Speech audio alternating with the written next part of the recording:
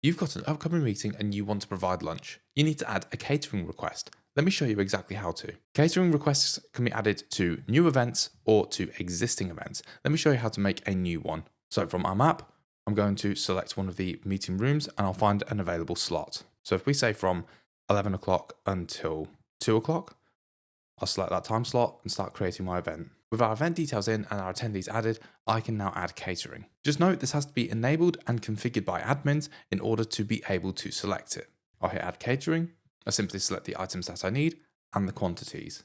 I can see a summary of the order and I'll choose the delivery time. I'll ask for it to come at 1 o'clock. I'll give the order a name.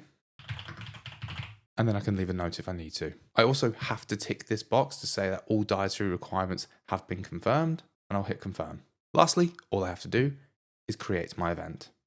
Depending on your location policy, you may also have to add a cost center, but again, this is configured by admins. Once our event is created, we can hit close, and that request will now be sent to admins for approval. But that's how to easily add a catering request to your meeting event.